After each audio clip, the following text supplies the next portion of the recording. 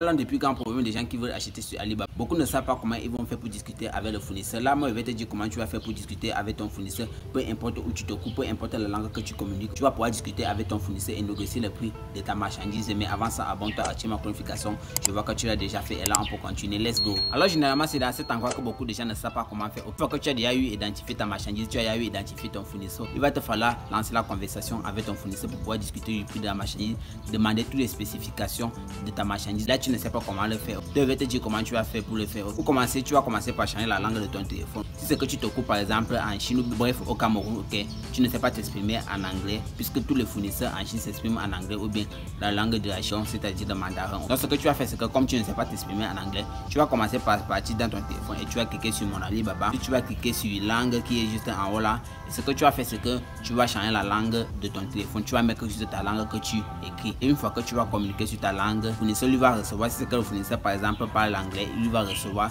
ton message en anglais. Mais toi tu vas juste écrire ton message par exemple en français ou bien en espagnol.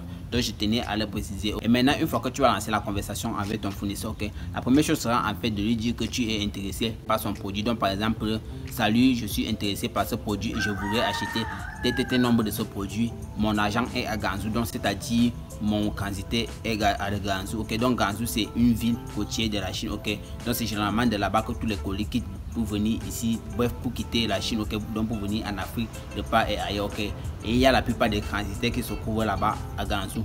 Ce que tu vas faire, c'est que tu vas dire que mon transitaire est à Ganzhou, je voudrais acheter tel nombre de ce produit. Est-ce que tu peux me laisser tel nombre de produits à ce prix-là? Je voudrais acheter cette quantité.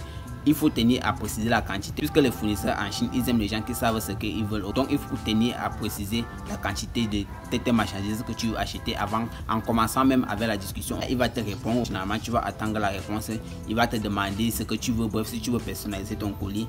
Et ne dis pas à ton fournisseur, bref, ne dis jamais à ton fournisseur que tu veux juste commander un échantillon, ça ne se fait pas, ok.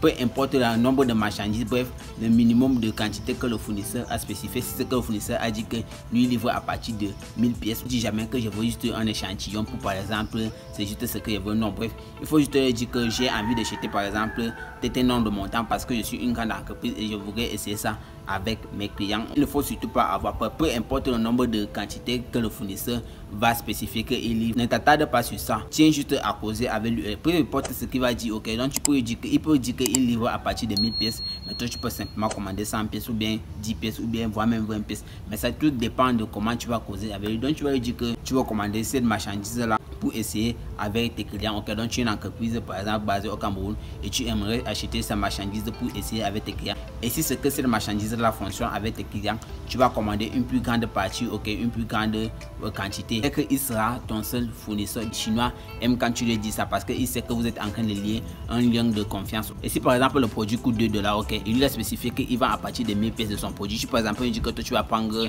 un produit à $2, $2, 200, ok, mais que tu vas juste prendre 10 pièces pour par exemple essayer, et là il sera extrêmement fier parce qu'il va savoir que tu es quelqu'un qui veut vraiment faire des affaires avec lui et il va rédiger l'ordre de commande. Donc ne dis jamais au fournisseur que comme tu es là tu veux juste une pièce parce que c'est juste ce que toi tu veux. Non, ne fais pas ça, ok. Il faut mettre le fournisseur en confiance, ok.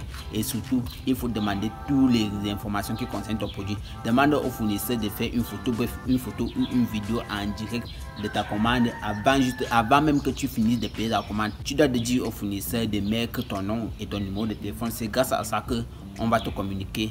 Bref, on va te dire que ton colis sera déjà à destination quand ton colis va arriver dans ton pays de destination ou bien dans ton pays. Et n'oublie pas aussi de demander au fournisseur, j'allais oublier, la quantité, ok, ou bien le poids de ton colis. C'est très important puisque les transitaires ils facturent. Si c'est que ton colis passe par avion, ils vont te facturer par kilogramme, et si c'est que ton colis passe par bateau, ils vont te facturer par mètre cube, ok. Généralement le transport par avion coûte plus cher que le transport par bateau, donc je tenais aussi à le préciser. Donc ce sont les informations que tu vas pouvoir mettre dans ton message quand tu vas écrire au fournisseur. Il faut prendre ton temps, vous pouvez causer pendant des jours, ça ne dérange pas. L'essentiel c'est que tu ne te fasses pas arnaquer. Donc j'espère que cette vidéo t'aura aidé, ok. Et si j'ai été un peu rapide, tu peux recommencer avec la vidéo pour ne pouvoir rien rater, ok. Là moi je te dis à la prochaine vidéo et surtout laisse-moi un commentaire si tu n'as rien compris. Je prendrai la peine de te répondre individuellement. Et là moi je te dis peace out.